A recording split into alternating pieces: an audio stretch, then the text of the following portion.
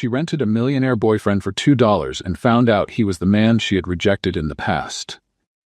And what he did surprised everyone. Before we start, leave a comment telling us which city you're watching from. And at the end, don't forget to rate the story from 0 to 10. Enjoy. She's marrying a millionaire, Emily repeated, staring at her phone like it was some kind of bad joke. Who? Your wicked sister? Asked Olivia, her best friend, chewing a croissant with her mouth full. The very one. And guess what? My dad texted me asking me to go to the wedding, and he even added, wear something decent. As if you'd show up wearing a trash bag. Emily rolled her eyes. He thinks I'm the embarrassment of the family. So are you going? Of course I am, but I'm not going alone. Emily crossed her arms with a mischievous smile. What? Are you taking the pizza delivery guy? No, I'm hiring a fake boyfriend. Just to impress that witch. A model, an actor, anyone who looks expensive. Olivia's eyes widened. Friend, you barely have enough money to buy soap. How are you going to pay for a boyfriend? Emily grabbed her phone and started searching on a classifieds website. There must be a cheaper option. 2 seconds later, she let out a scream. Oh my gosh, they charge by the hour? I'd have to work for a whole year to afford a fake boyfriend. And that doesn't even include a kiss. Olivia added, laughing loudly. Emily opened her wallet dramatically and counted. 1, 2, there. $2. 2. Olivia tried to hold back her laughter. With that, you might get a quick hug if you're lucky. Who would accept that? Emily muttered, tossing the coins onto the table. A lunatic, a ghost, a robot with a dead battery? Very funny. Emily grumbled, sighing. Then a voice came from beside them. I'll take it. Emily and Olivia turned at the same time. A tall man, in a dark suit with a sharp smile, stood there holding a cup of coffee. Sorry. What? Emily asked, suspicious. I heard your offer. $2 to pretend to be your boyfriend for a day. I'm in. Olivia's eyes widened. Who are you? A failed actor? An undercover detective? A magician? A Russian spy? Brian? And no, none of the above. I just thought it sounded fun.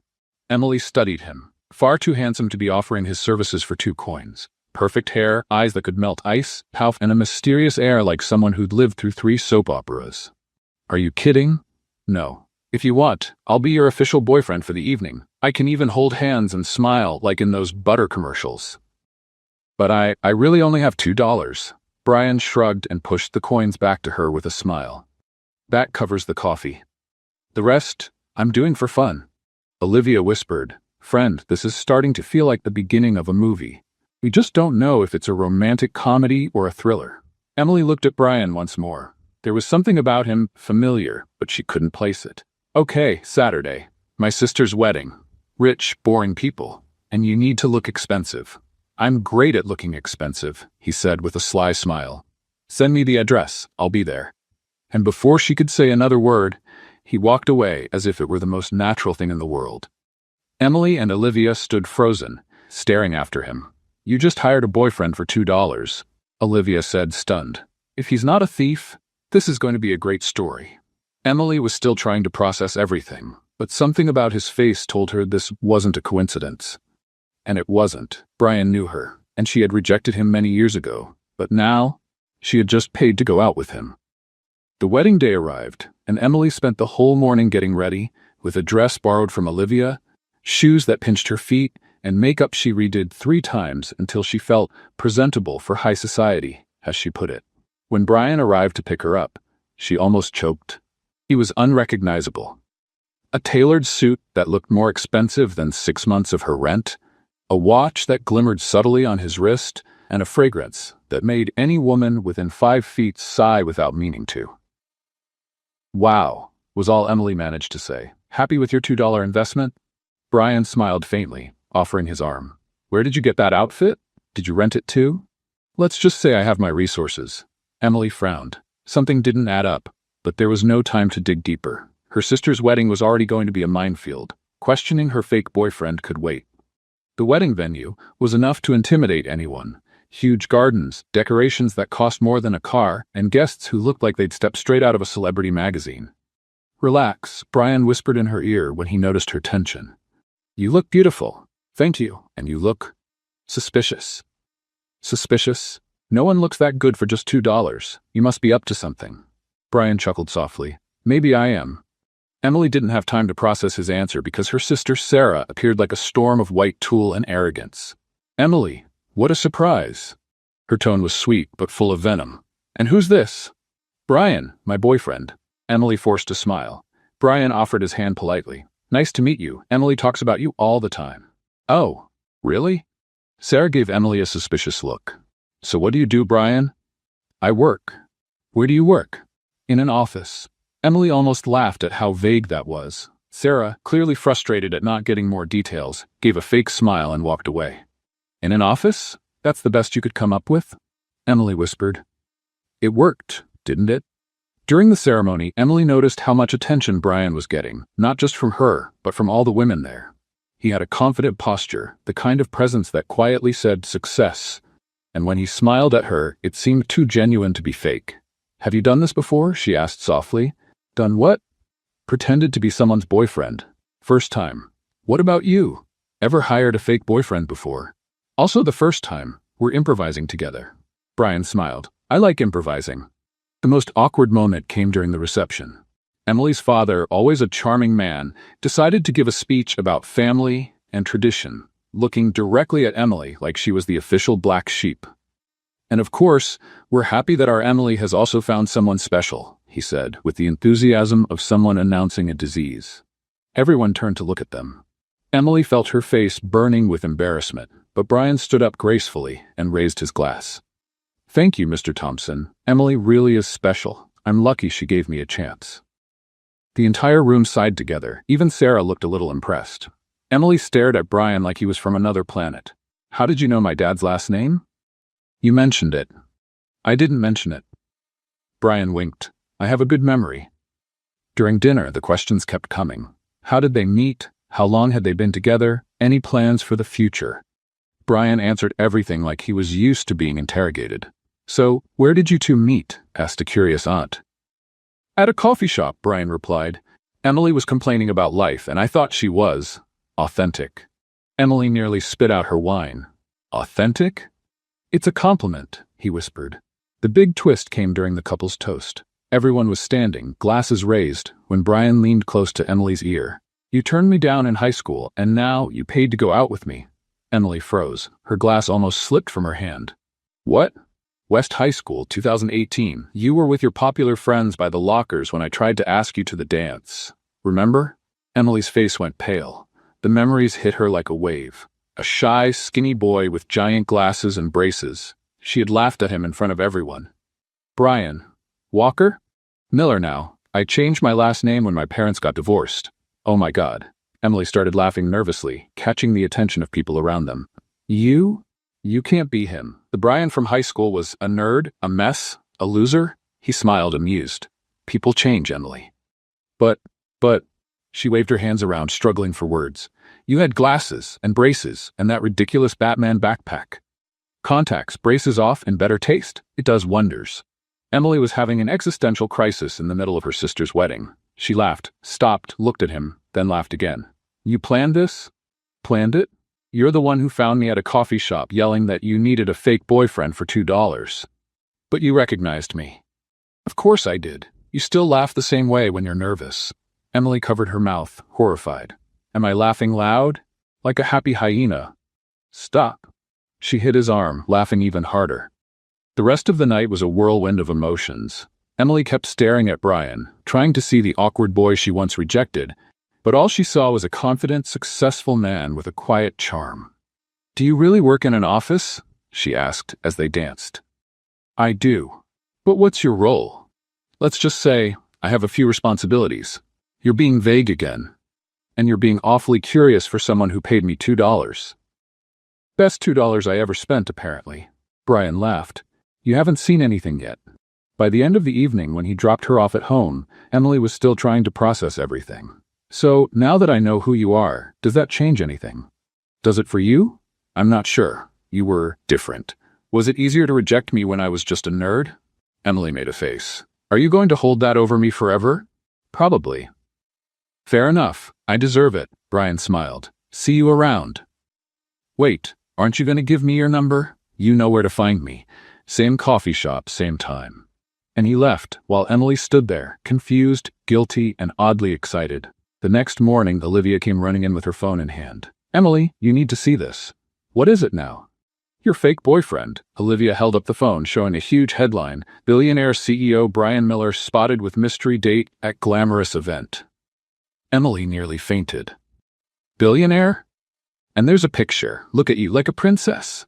Emily held the phone with shaking hands. The photo showed her dancing with Brian. He was looking at her with an expression that definitely didn't look fake. "Olivia, I think I'm in way over my head." "You think? You hired a billionaire for $2. That's like winning the lottery without even buying a ticket." Emily sat on the bed staring at the picture. Brian Miller, CEO, billionaire. And she had rejected him back in school because she didn't think he was good enough. The irony was almost poetic, and now she had no idea what to do next.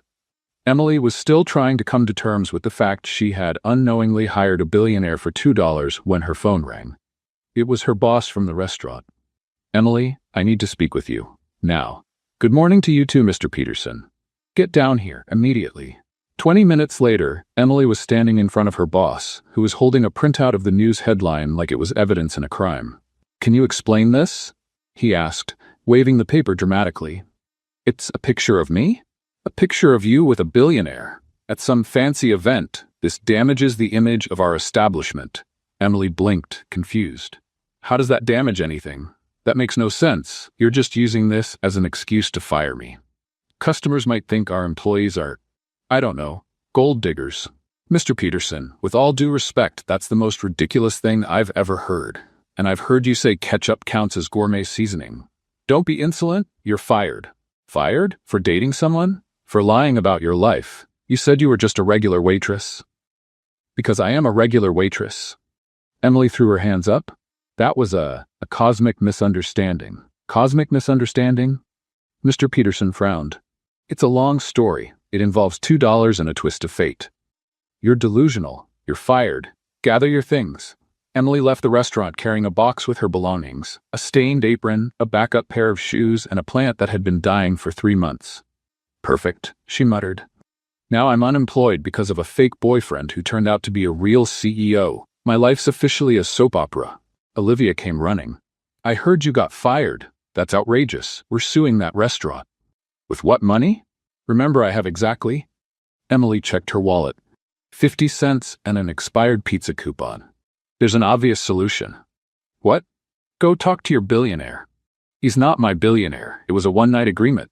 "Emily, the man has been in love with you since high school, and now you're jobless because of him. Go get some answers." An hour later, Emily stood in front of the most intimidating building in Portland. Shiny glass walls, security guards who look like models, and a lobby nicer than her whole apartment. "Excuse me," she said to the receptionist. "I need to speak with Brian Miller." The receptionist looked her up and down with a clear expression of gloom. "Who is this nobody? Do you have an appointment?" "No, but—" "Then I'm afraid that's not possible." "Listen here, front desk Barbie," Emily said, hands on her hips. "I need to talk to him about a personal matter that involves $2, a wedding, and the fact I just got fired." "Ma'am, I'm going to have to ask you to leave." "I'm not leaving until I talk to him." Just then the elevator doors opened and Brian stepped out, flanked by 3 men in suits. "Emily?" He looked genuinely surprised. "What are you doing here?" "I came to get some answers," she said, marching toward him. "Because of you, I got fired." "Fired?" "My boss saw the photo in the paper and said I was damaging the image of the establishment. Apparently, dating billionaires goes against waitress ethics." The men in suits exchanged amused looks. Brian dismissed them with a gesture. "Let's talk in my office." "Oh, now you want to talk? Yesterday you ran off after dropping that bomb." "Emily, you're making a scene." "I'm making a scene?" "You're the one who showed up in my life, took $2 just for fun, and forgot to mention you practically own Portland." Brian sighed and led her to the elevator. His office was bigger than Emily's apartment, with a view worth more than she could make in 10 lifetimes. "Well, now I understand why you work in an office," she said, looking around. "You are the office." "Technically, I own the company that owns the office." "Very funny. And now what? I'm unemployed because of you." Brian sat behind the desk. "I can fix that. I'll call your former boss and—" "No." Emily raised her hand. "I'm not working for someone who fires me over a photo. I have my pride. Then what do you want me to do? I don't know. You're the one who caused this mess. Brian stayed silent for a moment, then smiled. I have an offer. What kind of offer? Because the last time I took one of your offers, I ended up in the headlines. I need a companion for a corporate event tonight. Something important. In return, I'll cover all your expenses for a week. Emily blinked. All expenses? Rent, food, bills, everything. That's very generous. What's the catch? No catch. I just need someone genuine. Someone not interested in my money. And you think I'm not interested in your money? Emily, you hired me for $2. If you cared about money, you'd have checked who I was. She thought about it. A week without worrying about bills sounded like an impossible dream. What exactly would I have to do? Be yourself. Talk to a few people, smile for pictures, join me for a boring dinner. That's all? Yes, that's all. I accept, but with one condition. What's that? No surprises, no shocking revelations, no ex-girlfriends showing up, no finding out you own half the planet. Brian gave her a strange smile. Deal. 3 hours later, Emily was in an upscale beauty salon, being prepped by a team who treated her like a human doll. You're gonna look stunning, said the makeup artist. Mr. Miller has good taste in women. We're not really dating, Emily explained. It's just business. Of course, dear. And I'm just a makeup artist, not a fairy godmother. The dress Brian had chosen was perfect. Elegant without being flashy, expensive without being showy. Emily looked in the mirror and barely recognized herself. Wow, she whispered. Wow doesn't even cover it, said Brian, appearing behind her. You look breathtaking. Thank you. You look very billionaire yourself. They laughed, and for the first time since the revelation, Emily felt at ease. The event was at a 5-star hotel. Important people, business conversations and Emily didn't understand, and drinks that cost more than her weekly salary. Just smile and nod, Brian whispered. If anyone asks about you, say you work in hospitality. Technically, that's true. Waitress is hospitality. Exactly. Everything was going smoothly until Emily noticed a stunning blonde woman watching her with a little too much interest. She looked like she'd been born on the pages of a fashion magazine. Brian, the woman approached with a smile that didn't reach her eyes. What a surprise to see you here. Victoria. Brian's tension was obvious. I didn't know you'd be here. I'm one of the organizers. And who is your companion? Emily felt a wave of discomfort. The way Victoria said companion made it sound like a questionable profession. Emily Thompson, she said, extending her hand. And you are Victoria Blackwell, Brian's ex-fiancée. Emily almost choked on her champagne. Ex-fiancée? She turned to Brian. You forgot to mention that detail. It was a long time ago, Brian said quickly. 3 months, Victoria corrected with a poisonous smile. Barely healed, and he's already found a replacement. Emily felt her blood boil. Replacement? Interesting. I'd say I'm more of an upgrade. Victoria laughed, but it wasn't a warm laugh. How cute. Let's see how long this lasts. And she walked away, leaving Emily fighting the urge to throw her shoe at her. Brian Miller. Emily turned to him. We're gonna have a little talk. Now, ex-fiancé? Emily hissed as Brian led her to a more private corner. 3 months ago? That's not a detail you mentioned before bringing me to an event she's organizing? Emily, I can explain. Oh, really? Great, because I'm dying to know what other surprises you've got hidden. Maybe a secret child? A wife in Las Vegas? A reality show? Brian ran a hand through his hair. Victoria and I broke up because she wanted to marry for money, not for me. And why does that bother you? You are a billionaire. Exactly. I never know if someone likes me or just my bank account. Emily looked at him. Brian, I hired you for $2. If I'd known you were rich, I would have offered at least $5. He laughed despite the tension. That's exactly the point. Okay, but now your model ex-fiancé is staring at me like I'm something she wants to step on, and I get the feeling she's planning something. Victoria is complicated. Complicated like hard to deal with, or complicated like might make me mysteriously disappear. More the second one. Wonderful. Emily grabbed a champagne glass from a passing tray. Well, if I'm dying tonight, at least I'll die looking good. During dinner, Emily tried her best to act like a classy lady. The problem was her idea of classy included asking the waiter if the main course came with fries and trying to guess if the decorations cost more than a car. Emily, Brian whispered, you're commenting on the price of everything out loud. Sorry, but that chandelier costs more than my entire college education. It's fascinating how you rich folks spend money. You rich folks? You know, your kind? Homo economicus superioris. The man sitting next to them, a well-known investor, burst out laughing. "She's hilarious. Where did you find her, Brian?" "In a coffee shop," Emily answered before Brian could. "He rented me for $2. The table went completely silent. "I mean," Brian tried to recover. No, Emily continued cheerfully. "That's exactly what happened. I needed a fake boyfriend. He was drinking coffee, and the rest is history. Best investment I ever made." Everyone at the table burst into laughter. Apparently, Emily's brutal honesty was refreshing in a room full of small talk and polished masks. "You have to tell us more," said an older woman, clearly entertained. "Well, it all started because my sister was marrying a millionaire, and I didn't want to show up alone and have everyone asking me when I'd get a boyfriend or have kids. And I was like, people, I'm 23, not 80. Brian watched her with a mix of panic and admiration. Emily was talking with her hands, telling embarrassing stories about her family, and had the whole table completely engaged. And then my dad said, "Wear something decent." Emily imitated her father's deep voice, "like I normally walk around in a trash bag." More laughter. Across the room, Victoria watched it all with an increasingly sour expression. "Emily," Brian whispered, "maybe you should."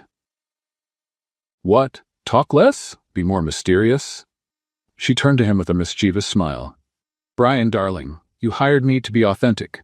This is Emily Thompson, unfiltered." "That's exactly why she's perfect," said the investor. Finally, someone real in this room full of facades. After dinner, while people mingled for networking, Emily continued being Emily. She asked a CEO how he could sleep at night, knowing he made in a day what others earn in a year. She asked a socialite why anyone would need 17 of the same handbag in different colors, and she gave unsolicited investment advice based on common sense and women's intuition. "You're all making things way too complicated," she told a group of businessmen. "Investing is like dating. If it sounds too good to be true, it probably is. If it's too much trouble, it's not worth it. And if your mom wouldn't approve, run." "That's surprisingly wise," one of them murmured. Brian watched her from across the room, completely captivated. Emily wasn't trying to impress anyone, wasn't choosing her words carefully, and somehow that made her the most interesting person at the event. "She's different," said a voice beside him. Brian turned and saw Victoria walking up. "Victoria, relax. I'm not here to start trouble. I'm genuinely curious about your new friend." "Emily is hard to explain." "I can see that. She just told Johnson he should invest in food trucks because street food always sells, and now he's actually thinking about it."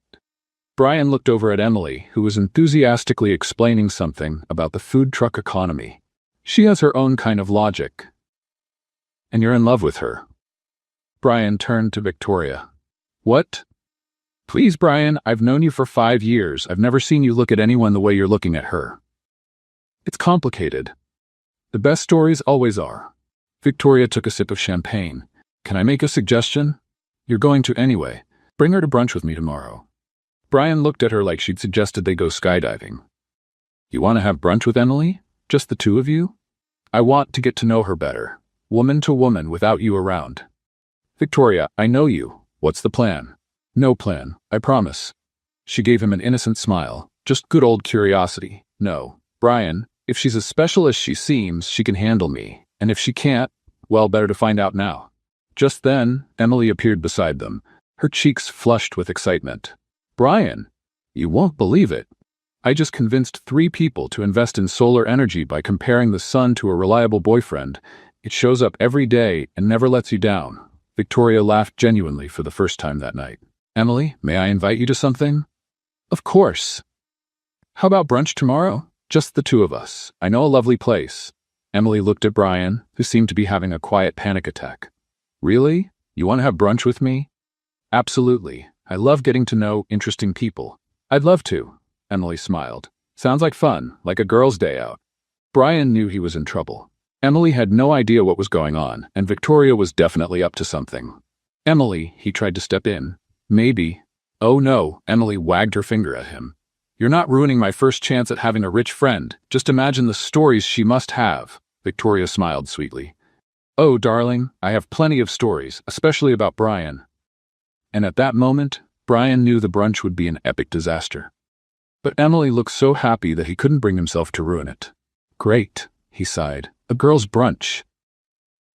"It's going to be wonderful." Emily clapped her hands. "What time?" 10 a.m. I'll send you the address. Later that night, as they were leaving, Emily was still thrilled. I loved it. Everyone was so nice. And Victoria even invited me to brunch. Emily, about Victoria. What? She seems great. A bit intimidating, but I think we'll get along. Brian looked out the car window and silently prayed to every saint he could think of.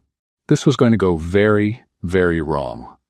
Emily woke up on Saturday full of excitement. She was finally going to a fancy brunch with a former model, who just happened to be her fake billionaire boyfriend's ex-fiancé. But she wasn't completely naive. She knew Victoria was up to something. My life really has turned into a soap opera, she muttered, picking out the least inappropriate outfit in her closet.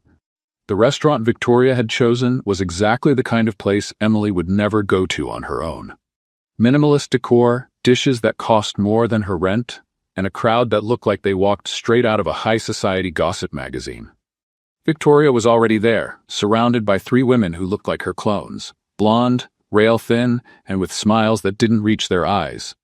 Emily. Victoria waved like they were best friends. Come meet the girls. Emily walked over, trying not to trip over her own feet. Hi, everyone. This is Madison, heir to the Whitmore Labs fortune, Sophia, who owns a chain of spas, and Jennifer, who's married to Senator Thompson. Nice, Emily gave a genuine smile. I'm Emily, the unemployed ex-waitress who rented a Billionaire for $2. Awkward silence. How fun, Madison said with a stiff smile. And how did you meet our dear Brian? Asked Sophia, in the tone of someone conducting an interrogation. Well, I was complaining about my life in a coffee shop when he showed up and offered to be my fake boyfriend. I thought he was crazy, but turns out he was just a bored billionaire. Fake boyfriend? Jennifer's eyes widened. Yep, Brian agreed to it for $2. Best deal of my life. Victoria gave her a sweet but sharp smile. What an interesting story. So, you don't have a real relationship? We have fun, he pays my bills, I make him laugh. It's like a business deal with emotional benefits. Emotional benefits? Madison laughed. How modern.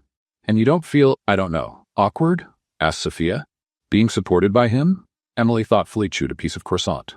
Awkward? Why? He offered. I accepted. It's kind of like being an influencer, except instead of selling makeup, I offer genuine company. Genuine, Victoria repeated. Interesting word. Well, I am who I am. I don't pretend to be sophisticated, I don't know etiquette, and yesterday I asked the waiter if that $200 dish came with free refills of soda. The women exchanged horrified looks. And Brian? Accepts that? Jennifer asked. Accepts he loves it? He said he'd never met anyone so... What was the word?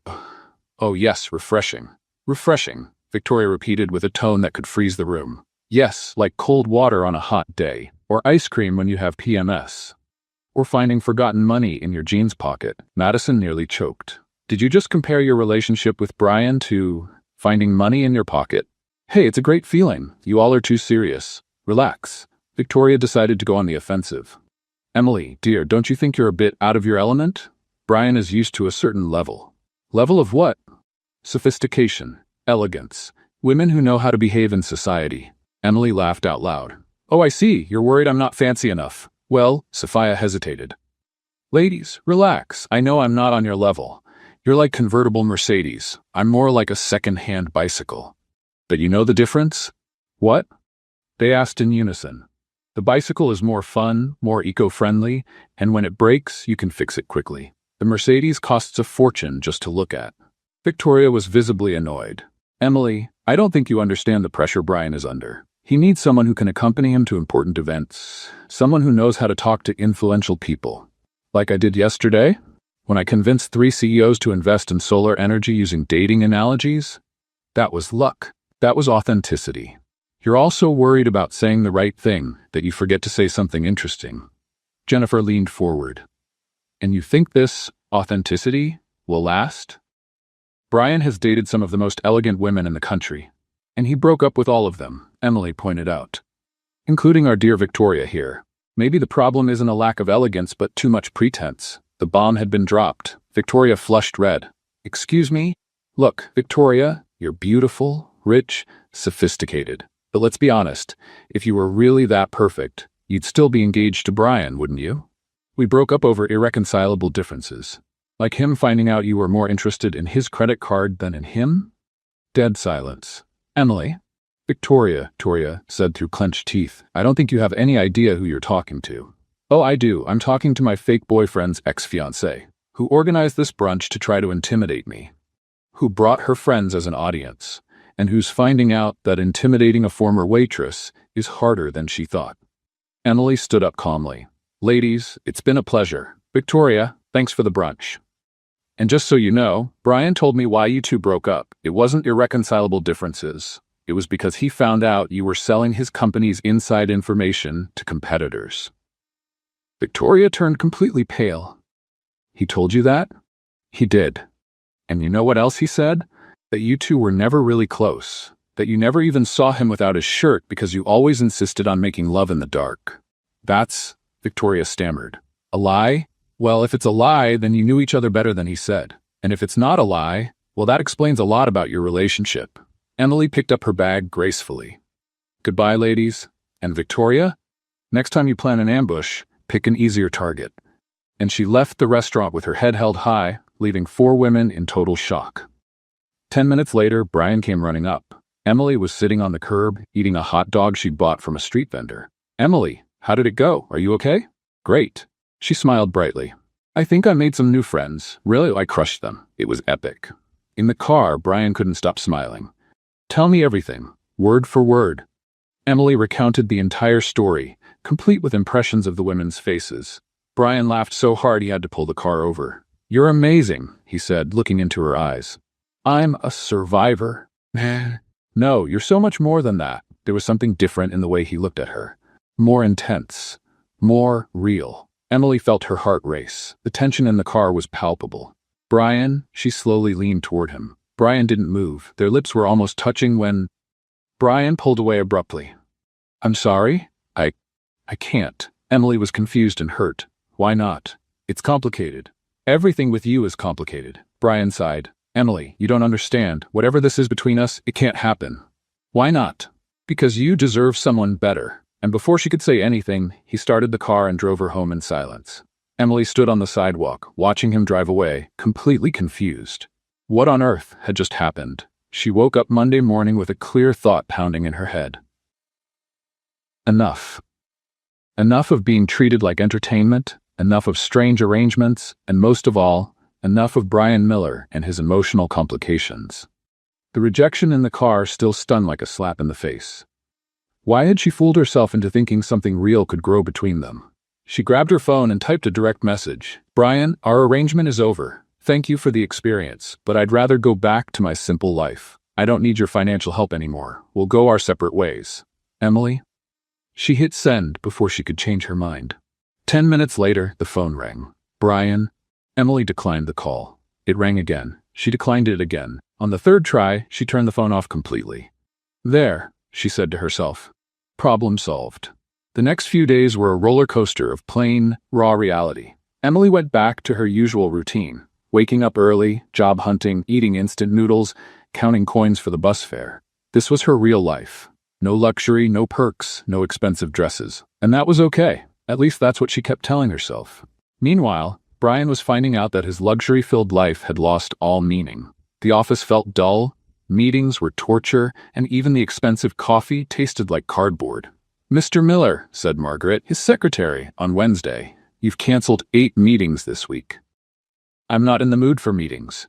You're not in the mood for anything. Yesterday you yelled at the printer for being too slow. Brian knew he was being ridiculous, but he couldn't stop thinking about Emily. He tried calling her constantly, but her phone was always off or out of range. Emily, it's me. Please call me back. I need to explain what happened, he said into the void. Emily, I know I messed up. I just want to apologize, he tried in another message. Please don't ignore me like this. At least let me talk to you, he begged. Emily listened to the messages but never replied. By the 2nd Friday, Emily finally got a job at a 24-hour convenience store. The pay was low, the uniform awful, but it was honest work. You'll work from 2 to 10 in the evening, explained the manager, a tired-looking man in his 50s. It's quiet, just a few night customers. Perfect, Emily smiled stiffly. I love the afternoon shift. At first, she even enjoyed it. Her coworkers were funny, the job was simple, and no one asked about billionaires or weird deals. Brian's phone calls kept coming, morning, afternoon, and night. Every time, straight to voicemail. Emily, it's me again. Please, just give me a minute to talk. I know I handled things badly. I just need a chance to make it right. Please don't shut me out like this. Emily listened to them, but still didn't respond. On the Friday of the second week, she was leaving the store, laughing with Carlos, a coworker who always made her laugh with stories about strange customers. And then the woman wanted to return an energy drink because she said it wasn't energetic enough. Carlos said, mimicking the customer's voice. Emily laughed out loud. People are unbelievable. Emily, you should go out more. You're always working or studying. What about grabbing a beer on Saturday? I don't know, Carlos. I'm kind of complicated when it comes to relationships. Who said anything about a relationship? Just a beer between friends. Emily was considering it when a black car pulled up sharply in front of them. Brian jumped out like a storm, looking serious. Emily. Brian? Her eyes widened. What are you doing here? I need to talk to you. Carlos looked back and forth between them, sensing the tension. Emily, are you okay? I'm fine, she said quickly. Carlos, this is someone I know. Brian, this is Carlos, my coworker. Brian stared at Carlos with a look that could melt steel. Coworker? Yeah, man, and you are? Carlos asked, clearly annoyed by the glare. No one important, Emily answered before Brian could. Carlos, I'll see you Monday. Everything's fine. Carlos hesitated, but finally walked away after waving at Emily. What do you want, Brian? Emily crossed her arms. I want to talk. You're not answering my calls. Because there's nothing to talk about. Yes, there is, about what happened in the car. Nothing happened. You made it clear you don't want anything with me. Brian ran a hand through his hair, frustrated. Emily, you don't understand. It's complicated. Everything with you is complicated, Brian. I'm simple. I like things simple. But what we have isn't simple. We don't have anything, Emily said firmly. We had a deal, and it's over. Now we each go our own way. Emily. Brian, I'm rebuilding my life. I have a new job, nice coworkers, a routine that makes sense. I'm fine like this. You're fine going out with that guy? Emily looked at him in disbelief. Are you jealous of Carlos? Seriously? It's not jealousy. It's jealousy, and you have no right to be jealous. You turned me down, remember? Brian opened his mouth to argue, but Emily kept going. Listen, Brian, you're an amazing man, successful with everything any woman could want, but you're scared of real feelings, and I'm not going to sit around waiting for you to deal with your emotional baggage. Emily, please. No, go home, Brian. Find someone from your world, someone who understands your complications. I just want peace. Emily walked into the shop without looking back, leaving Brian standing on the sidewalk like a statue. Inside, she leaned against the wall and took a deep breath. I like him, she thought. I really do, but this was never going to work. We come from two different worlds. He needs someone sophisticated, and all I know how to be is myself. She glanced out the window and saw Brian still standing there, looking at the store. This is for the best, she whispered, but her heart disagreed.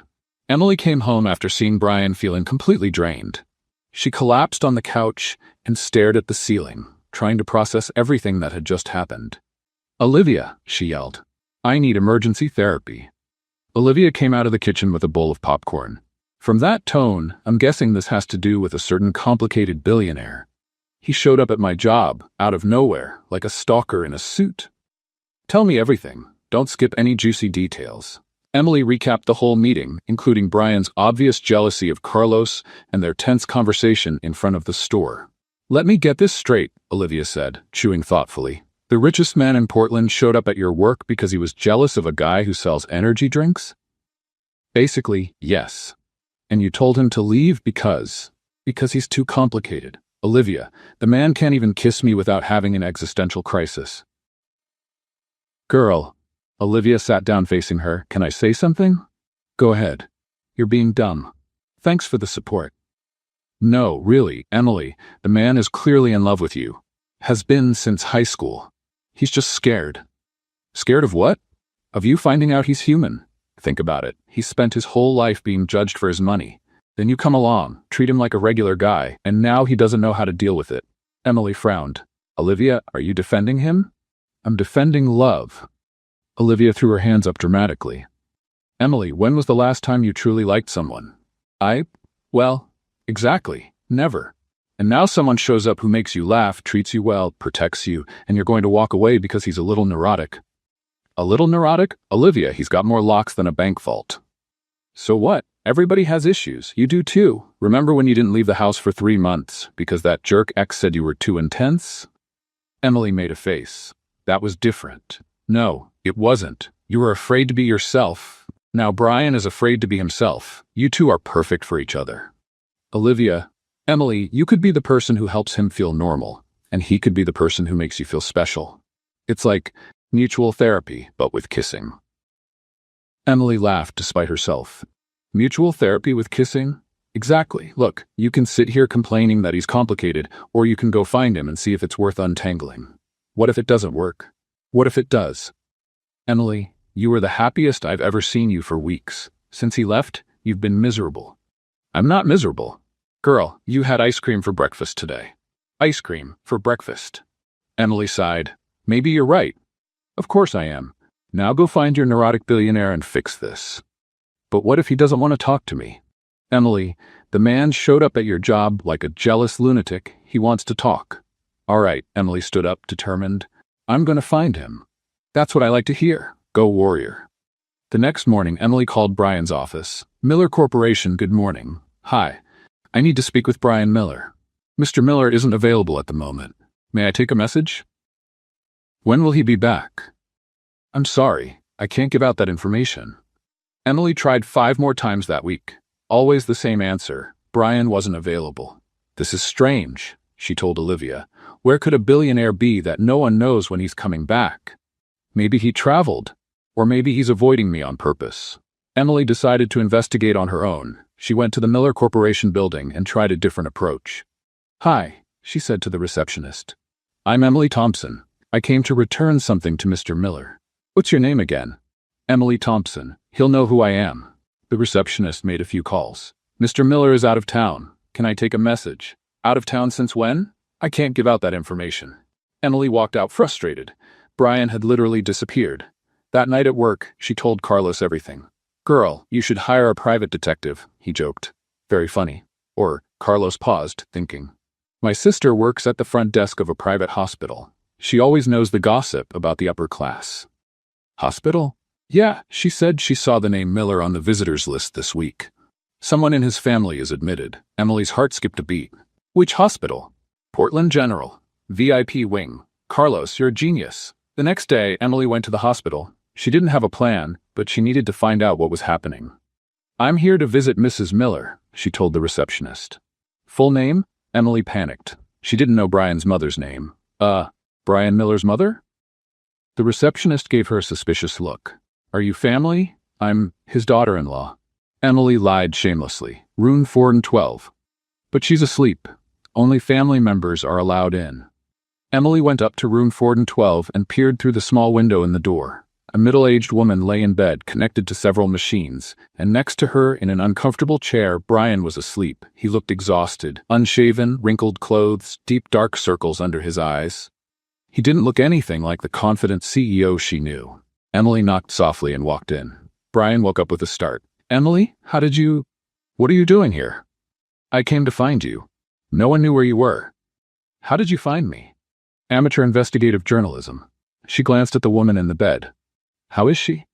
Brian sighed. Stable, but it was a big scare. She had a heart attack last week. Why didn't you tell me? Emily, we weren't even talking anymore. But I could have at least been here. Brian looked at her in surprise. You would have come? Of course, you idiot. They sat in silence for a moment, watching his mother's steady breathing. She's beautiful, Emily said softly. She would love you, Brian smiled for the first time. She always said I needed to find a woman who wasn't impressed by money. She has good taste. Emily, about what happened in the car. Brian, you don't have to explain. I do. He stood and looked at her. I pulled away because I was scared. Scared of what? Scared you'd realize that under all this success, I'm still the insecure nerd from high school. Scared you'd find out I'm just a normal guy with an abnormal bank account. Emily felt her heart tighten. You're the only person who treats me like a human being, not like a billionaire. And that terrifies me because I've never wanted anything as much as I want you. Then why didn't you kiss me? Because I knew that if I kissed you, I wouldn't be able to let you go. Emily slowly moved closer to him. And who said I want to go? Emily. Brian. I was scared too. Scared I wouldn't be good enough for you, that I wouldn't be able to keep up with your world. You're better than my entire world. This time, when Emily leaned in to kiss him, Brian didn't pull away. He pulled her close and kissed her, as if she were the air he needed to breathe. I love you, he whispered against her lips. I love you too, she answered with a smile. Even though I'm complicated? Especially because you're complicated. Someone has to uncomplicate you. Brian laughed and kissed her again, and for the first time in weeks, Emily felt like she was exactly where she belonged. In the bed, Brian's mother opened her eyes slightly and smiled before drifting back to sleep. Her son had finally found someone special. The following days at the hospital turned into an oddly intimate routine for Emily and Brian. They took turns caring for his mother, Margaret Miller, who was slowly recovering from the heart attack. Emily discovered that Margaret was a retired teacher with a sharp sense of humor, even when unwell, and had clearly raised Brian to be a kind man. So you're the famous Emily, Margaret said on Tuesday morning, finally awake and clear enough to talk.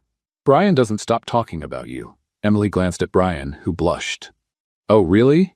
He said you're the bravest woman he's ever met, and also the most stubborn. Hey, Emily protested, laughing. Stubborn is a positive trait. I said determined. Brian defended himself. Brian, dear, you said stubborn, Margaret smiled. But you said it fondly. Emily liked Margaret right away. She had that quiet wisdom that comes from having lived a lot and knowing what really matters in life. During the long hours at the hospital, Emily and Brian talked more than they had the entire time they'd known each other. No social events, no outside pressure, just the two of them, hospital coffee, and time to be honest. Can I ask you something? Emily said on Wednesday night as they shared a terrible sandwich from the hospital cafeteria. Of course. Why did you really take my $2 that day? Brian smiled and stirred his coffee. Do you want the romantic answer or the real one? Both. The romantic answer is that I recognized you right away and wanted a second chance. The real answer is I was having a really bad day. What do you mean? I had just come out of a meeting where 5 people spent 2 hours flattering me over a terrible idea, just because I'm rich. I felt completely disconnected from people. Then I heard you complaining about needing a fake boyfriend for $2 and thought, finally, someone who doesn't know who I am. And you just wanted to feel normal. Exactly. You offered me $2 to just be myself for one night. I couldn't resist. Emily laughed. So I saved you from the existential boredom of being rich. Something like that. You're welcome. On Thursday, while Margaret was asleep, Brian finally opened up about his childhood. Emily noticed he tensed up whenever high school came up, so she gently pushed. Brian, can I ask about before? What you were like in high school? He was quiet for a long time, staring out the hospital window. It's not a pretty story. You don't have to tell me if you don't want to. No, I do. You deserve to know. Brian took a deep breath. I was different. Way too skinny, huge glasses, braces. My mom didn't have much money, so I wore secondhand clothes that never fit right. Emily felt her chest tighten, and people were cruel. Very cruel. There was this group of boys who called me Professor Gadget because I was good at math. They'd hide my books, shove my desk, put gum in my hair. That's awful. The worst wasn't the boys. It was the girls who laughed when they did it, or acted like I didn't exist when I tried to talk to them. Emily swallowed hard, remembering the day she had turned him down without even knowing him. Brian? You weren't the worst, Emily. You were just the one that hurt the most. Why? Because I really liked you. I spent weeks working up the courage to ask you to the dance. I practiced in the mirror, wrote notes I never gave you, and when I finally spoke to you, I laughed in your face. You laughed and said, seriously? Are you being serious? And your friends laughed too. And I realized that to you the idea of going out with me was so ridiculous, it was funny. Emily's eyes filled with tears. Brian, I'm so sorry. No, don't be. I'm not telling you this to make you feel guilty. I'm telling you because that moment changed me. What do you mean? I decided no one would ever make me feel small again. I spent the next few years reinventing myself. I worked out, got contacts, wore better clothes. I studied how successful people spoke, how they moved, how they acted. You rebuilt yourself. Completely. And it worked. In college, people respected me. In business, they feared me. I got everything I ever wanted. But, Brian smiled sadly, but deep down, I was still that 16-year-old kid, scared of being rejected. That's why I could never have real relationships. Part of me was always thinking, if she finds out who I really am, she'll laugh and walk away. And with me? With you it was different because you already did that. You'd already rejected me in the worst way. So in a strange way, I felt safe. You couldn't hurt me more than you already had. Emily reached for his hand. But you know I've changed too, right? I do. And you know what's funny? The woman I fell in love with has nothing in common with the girl who turned me down in high school. You've grown. You've become kind, brave, real, more real than anyone I know. Brian? Emily, you make me want to be the most honest version of myself. Not the CEO, not the billionaire. Just me. Emily leaned in and kissed him gently. I love just you, Brian. Even with all the baggage and neuroses, especially with the baggage and neuroses, they're part of who you are. They held each other in silence, and Emily felt a connection with Brian that went far beyond physical attraction or chemistry. It was something deep, built on honesty and mutual acceptance. Emily, Brian whispered, thank you. For what? For letting me be human. On Friday morning, Emily was helping Margaret eat when a familiar voice echoed down the hallway. Excuse me, nurse, I know it's not visiting hours, but I'm very close to the family. Emily froze. She knew that voice. Victoria Blackwell appeared at the door with an expensive bouquet and a smile that didn't quite reach her eyes. Brian, darling, I heard about your mother and came right away. Brian stood up with an expression Emily couldn't read. Victoria, what are you doing here? I came to see Margaret, of course. Victoria stepped closer to the bed. Mrs. Miller, how are you feeling? Margaret looked at Victoria with polite coldness. Much better, thank you. That's wonderful. I brought these flowers to brighten up the room. Emily watched with growing irritation. Victoria was clearly putting on a show, acting like the perfect, devoted daughter-in-law. Victoria, Brian said carefully, that's very kind of you, but, oh, it's nothing. I've always thought of Margaret as a second mother. Emily nearly choked. Margaret raised an eyebrow, clearly amused by the bold lie. How interesting, Margaret said, because in the 5 years you dated my son, you visited me, let's see, twice? Victoria flushed slightly. Well, I was always very busy with work. Of course. Emily couldn't take it anymore. Victoria, may I ask how you found out Margaret was here? Victoria turned to Emily as if noticing her for the first time. Oh, hello, Emily. Word travels quickly in our community. Your community? The business community. We all look out for each other. How sweet, Emily said with a pointed smile. And here I thought you were just here to stir up trouble. Trouble? Victoria laughed, clearly forcing it. Why would I cause trouble? I don't know. Maybe because you're suing Emily over an Instagram post? Brian said, his voice dangerously calm. Victoria turned even redder. That's a separate legal matter. It's about revenge, Emily said bluntly. You're upset because Brian chose the ex-waitress over the ex-model. Emily, Brian gently warned. No, Brian. Emily stood up and faced Victoria.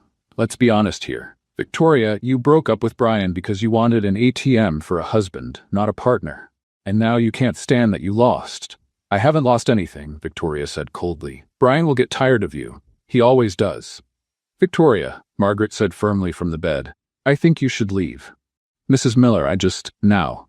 There was no arguing with that tone. Victoria glanced around the room and realized she was clearly being dismissed. Well, she said, trying to maintain her dignity, I hope you recover quickly, Margaret. Thank you for the flowers, Margaret replied politely. Victoria walked out with her head held high, but Emily saw the furious expression on her face reflected in the glass door. Wow, Margaret said once Victoria was gone. Did she really come here to win my son back in a hospital room? Apparently, Emily sighed. Some people are shameless. Emily, Brian said, taking her hand, thank you for standing up for me. Always. That's what real girlfriends do. Margaret smiled. Real girlfriends? I thought you two were still in the it's complicated stage. Emily and Brian looked at each other and laughed.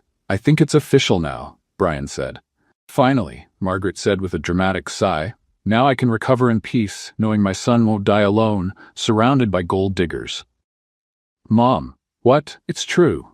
Emily laughed and kissed Margaret's forehead. You and I are going to get along just fine, mother-in-law. I already like you, daughter-in-law. And for the first time since the heart attack, Brian felt like everything was going to be okay. The next morning, Brian walked into the hospital room with 2 coffees and a determined look Emily was already starting to recognize.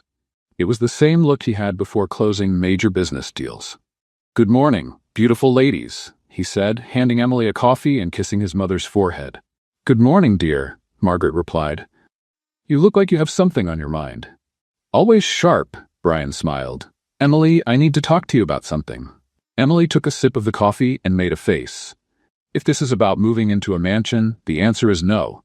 It's not about a mansion, it's about work." "Brian, just hear me out. There's a position open at the company that would be perfect for you. Public Relations Department. You're a natural with people, authentic, creative." "Brian, no. Why not?" Emily sighed. "Because I don't want people thinking I only got the job because I'm dating the boss. But you could get the job on your own merit." "Brian, I work at a convenience store. I have no experience in corporate public relations." You verbally took Victoria down in front of 3 socialites. That's top-level PR. Margaret laughed from the bed. "He has a point. You two are impossible." Emily shook her head. "Brian, I appreciate the offer, but I want to build my career on my own, my way, in my own time." Brian looked at her with a mix of frustration and admiration. "You're the only person I know who would turn down a 6-figure job." "I didn't know it was 6 figures," Emily blinked. "Still, no." "Fine," Brian sighed. "But I have another proposal." "Oh my goodness. What now?" "I want everyone to know we're dating. Officially. No more secrets, no more fake arrangements. I want to tell the whole world that Emily Thompson is my girlfriend." Emily nearly choked on her coffee. "Brian, we can do a press release, show up together at public events, maybe even give an interview." Stop. Emily raised her hands. "Brian, this is too fast for me." "Why?" Because I'm still processing all this. A week ago we weren't even speaking. Now we're really together. And you want to announce it to the world?" Brian looked hurt. "Are you ashamed of me?" "Of course not. I'm ashamed of myself." "What do you mean?" Emily got up and started pacing the room. "Brian, you're the CEO of a billion-dollar company. I work at a convenience store. People will think I'm with you for your money. So what? Who cares what people think?" "I care." Emily stopped in front of him. "Brian, I need more time to get used to this, to make sure it's real." "Emily, of course it's real. For you, maybe. But I've never dated someone famous. I've never had to deal with the press, with gossip, with people analyzing my every move." Margaret watched them from the bed with interest. "Can I give my opinion?" "Of course, Mom. Emily's right. Relationships need time to grow before facing outside pressure." "Thank you, Margaret." "But," Margaret continued, "Brian is also right. Hiding the relationship could do more harm than good." Emily and Brian looked at each other. "What do you suggest?"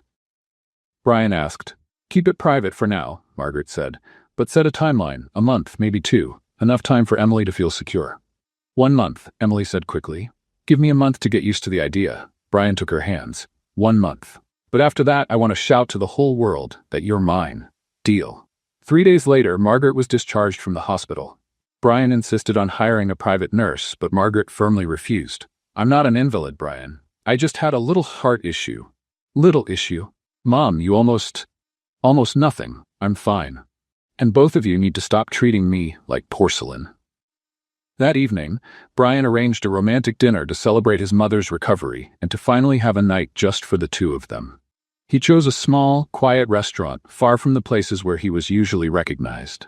"This is perfect," Emily said, looking around. "Cozy, intimate." "And no photographers," Brian added.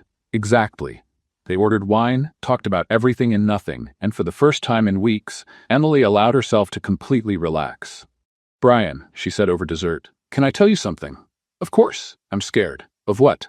Emily played with her dessert spoon. "Of getting hurt, of hurting you, of all this going wrong." "Emily, I've never felt like this about anyone," she went on.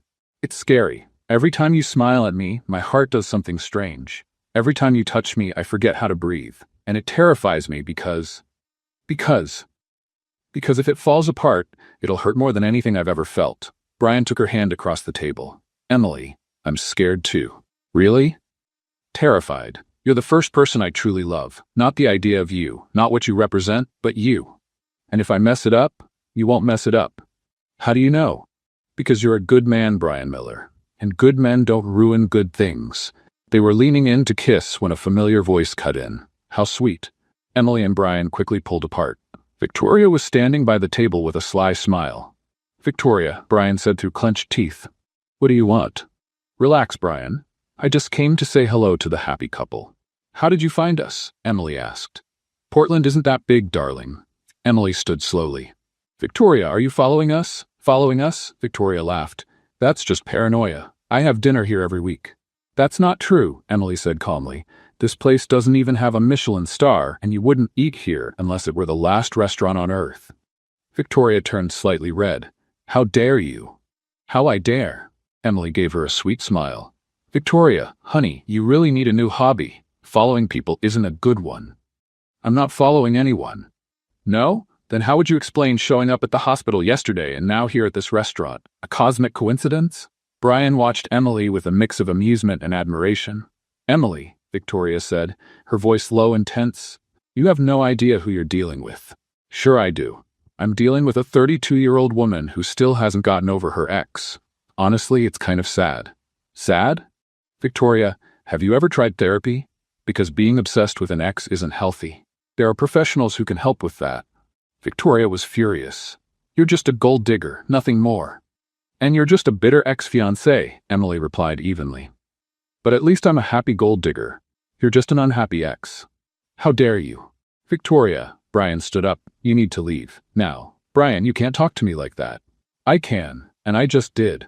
Stop following us, stop stirring up drama, and go get your own life. Victoria looked from Brian to Emily, clearly frustrated. This isn't over, she finally said. For us, it ended a long time ago, Brian replied. Victoria stormed off, and Emily sat back down. Well, she said, taking a sip of wine, that was fun. You were amazing, Brian laughed. Being obsessed with your ex isn't healthy? Where do you come up with this stuff? Morning talk shows. They're very educational. Brian kissed her hand. I love you. I love you too, even with the crazy ex-fiancé included. Speaking of which, about the lawsuit. Brian, I don't want to talk about Victoria today. I want to talk about us. Then let's talk about us. And they spent the rest of the evening doing exactly that. The next morning after their romantic dinner, Emily woke up with a strange feeling in her chest. Something about the night before was bothering her, but she couldn't quite figure out what. Maybe it was Victoria showing up. Or maybe it was the fear she had confessed to Brian. When she arrived at work at the convenience store, Carlos immediately noticed her mood. Man, you look like you just had a fight with your billionaire boyfriend. We didn't fight. Yet. Yet? That doesn't sound good. Emily sighed as she straightened up the shelves. Carlos, do you think two people from completely different worlds can actually work out? Depends. Do you love each other? Yes. Do you respect each other? Yes. Do you have fun together? A lot. Then what's the problem? The problem is that he wants to make our relationship public, and I don't know if I'm ready for that. Carlos stopped stocking the drinks. Emily, can I tell you something? Sure. Are you afraid of what other people will think, or are you afraid of truly committing? His question hit Emily like a punch to the stomach.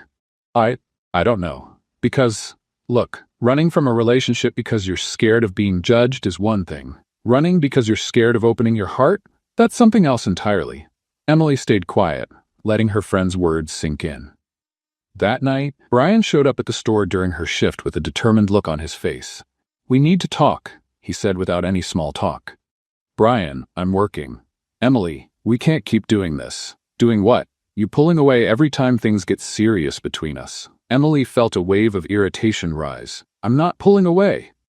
Aren't you? You turned down the job. You don't want to go public with us. And last night when Victoria showed up, you got tense with me too. I was tense with her, not with you.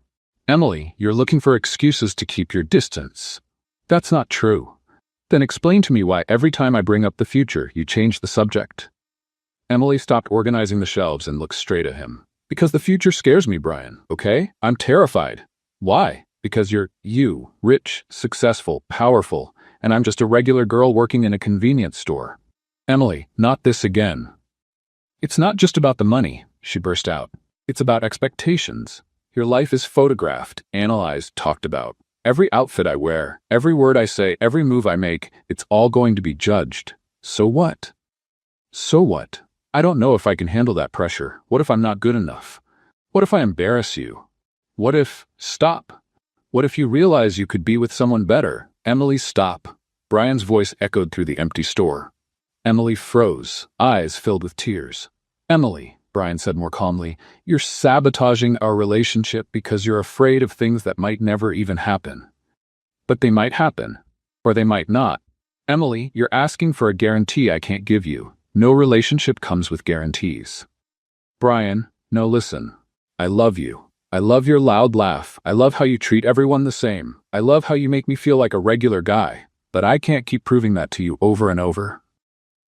Emily felt her heart break. What are you saying? I'm saying you need to decide if you want to be with me or not. For real. No fear, no excuses, no conditions. I do want to be with you. Then show me. Stop running, stop making excuses, and be my real girlfriend. Emily looked into his eyes and saw determination, but also exhaustion. He was worn out from fighting her fears. And what if I can't? Then maybe we're not meant to be. The words hit like a bomb. Emily felt like the ground had just disappeared from under her feet. Brian? Emily, I'm going home. When you decide what you want, call me. And he walked out, leaving Emily alone in the shop, crying between shelves of candy. Brian drove home on autopilot, his heart heavy. He had pushed Emily into a corner, and now he regretted it. But he also knew he couldn't keep proving his love while she kept running away. At home, he collapsed onto the couch and stared at the ceiling. That's when he saw the $2 bill on the coffee table, the one Emily had tried to use to pay him on their first day. He'd kept it as a reminder. He picked it up and gave a sad smile. $2. The best investment of his life. For $2, he got the chance to truly know Emily, to fall in love with her, to learn what it meant to love and be loved for who you really are. It didn't matter if she was scared. It didn't matter if the whole world thought they didn't make sense. That $2 bill gave him something money couldn't buy. True love. And he wasn't giving up without a fight. 2 days later, Emily was at home trying to convince herself she'd made the right choice by not calling Brian, when Olivia burst in yelling, Emily, get out of bed right now. Why? Because there's a man outside with a huge sign and flowers. Emily ran to the window and nearly fainted. Brian was standing on the sidewalk with a giant sign that read, Emily Thompson, will you marry me for more than $2? She rushed downstairs in her pajamas and slippers. Brian, what are you doing? Proposing. Here? On the street? Emily, $2 brought me the best thing in my life. Now I want to give everything I have for the chance to spend the rest of my life with you. He got down on one knee right there on the sidewalk and pulled a small box from his pocket. Emily Thompson, will you marry me? No fear, no conditions. Just you and me? Emily looked at him, at the ring, at the neighbors peeking out their windows. Brian, are you sure? Completely. You love me for who I am, not what I have, and I love you exactly the way you are, brave, genuine, and completely nuts. Emily laughed through her tears. I am a little nuts. So? Will you marry me? Emily looked into his eyes and saw everything she had always searched for, love, acceptance, and the promise of a life full of laughter. Yes, she whispered. Yes. Yes, she shouted. Of course, yes. Brian picked her up and spun her around while the neighbors clapped from their windows. I love you, he said, slipping the ring on her finger. I love you too. Even if you are completely crazy for proposing in the middle of the street. I learned from the best. And they kissed right there on the sidewalk, while Olivia cried happy tears and snapped pictures. $2. Who would have thought $2 could buy a happy ending? 5 months later, Emily woke up on her wedding day with a strange feeling in her stomach. At first, she thought it was just nerves. It made sense to be nervous on your wedding day. But this felt different, something she couldn't quite explain. My favorite bride. Olivia burst into the room like a storm, carrying the wedding dress. How are you feeling? Strange, Emily admitted, sitting on the bed. Kind of nauseous, actually. It's nerves. I'd feel sick too if I were marrying a gorgeous billionaire. Emily laughed, but the feeling didn't go away. During breakfast, which Margaret insisted on preparing herself, Emily could barely eat. Sweetheart, you need to eat, Margaret said, worried. You can't faint at the altar. I know, it's just, I can't. Must be nerves. Margaret studied her carefully. As a retired teacher and a mom, she had a special instinct for these things. Emily, can I ask you something a bit personal? Of course. When was your last, Emily froze with her fork in the air. My last what? Then it hit her. Oh my goodness. Honey? Emily ran to the calendar on the kitchen wall and started counting on her fingers. Once, twice, 3 times. Emily? Olivia asked, worried. I have to go, Emily said quickly. Now. But the wedding is in 4 hours. I know, that's why I have to go now. Olivia and Margaret exchanged confused looks but followed Emily to the nearest pharmacy. Emily, are you going to explain why we're buying? Olivia looked at the box in her friend's hand. A pregnancy test on your wedding day? Because maybe I'm not just nervous sick. Oh my goodness. Olivia's eyes widened. You think you might? I don't know, that's why I'm taking the test. Back at the apartment, Emily locked herself in the bathroom while Olivia and Margaret waited outside like two anxious statues. Emily? Margaret knocked on the door. Are you okay in there? I don't know yet. I have to wait 3 minutes. They were the longest 3 minutes of Emily's life.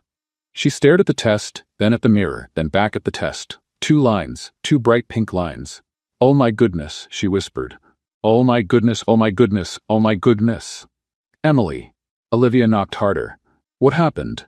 Emily opened the door, holding the test with the face of someone who had seen a ghost. I'm pregnant.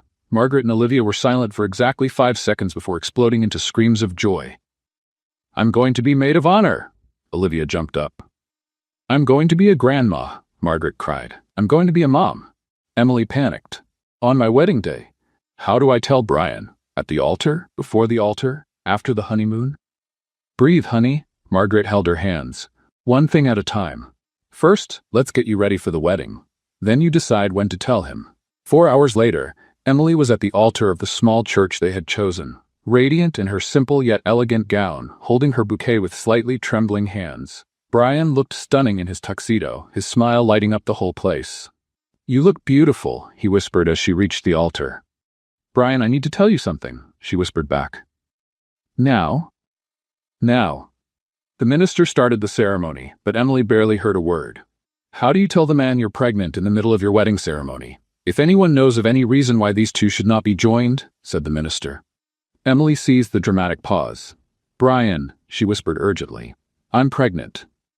Brian froze completely, blinked once, twice, 3 times. What? He whispered back. Pregnant. You know, baby, 9 months diapers. Brian stared at her as if processing information in a foreign language. You, we, when? Probably that night after the romantic dinner, the one Victoria interrupted. Brian? The minister asked. Is everything all right? Brian turned to the minister, then to Emily, then to the congregation of family and friends, all watching expectantly. She's pregnant, he announced to the whole church. Complete silence. Then Margaret stood up and began clapping. I'm going to be a grandma! The entire church erupted in applause and cheers. Emily covered her face in embarrassment, but Brian pulled her close. Are you sure? He asked, his eyes shining. 3 tests, all positive. We're going to have a baby? We are. Brian lifted her off her feet and spun her around right there at the altar, while everyone laughed and cried at the same time. Brian, Emily laughed. The minister hasn't finished yet. Minister, Brian said, still holding Emily. Could you speed this up? I need to kiss my pregnant wife.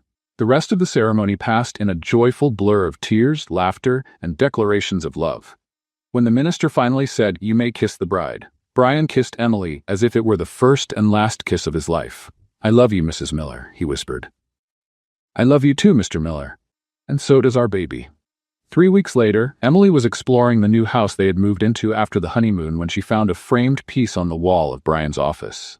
Inside the elegant frame were the original $2 she had given him that first day at the cafe. Brian, she called out. Come here. He came running. What happened?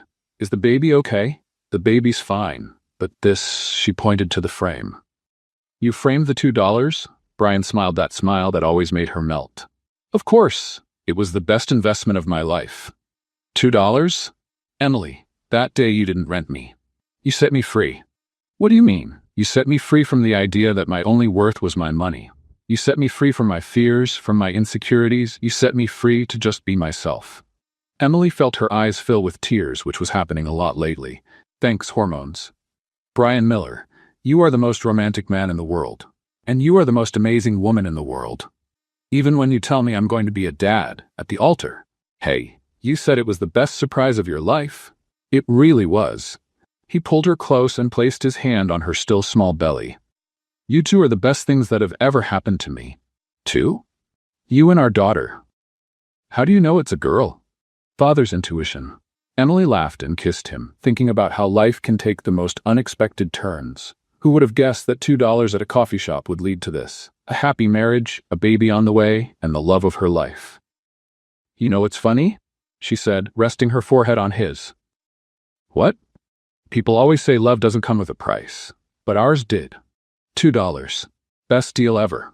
And they sealed their happy ending with a kiss full of promises, laughter, and the certainty that no matter what the future held, they would face it all together.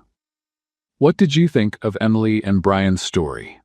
Leave your thoughts in the comments below. On a scale of 0 to 10, how would you rate this story? Subscribe to the channel and click the bell so you don't miss any of our stories. And don't forget to check out more touching stories by clicking right here on the final screen.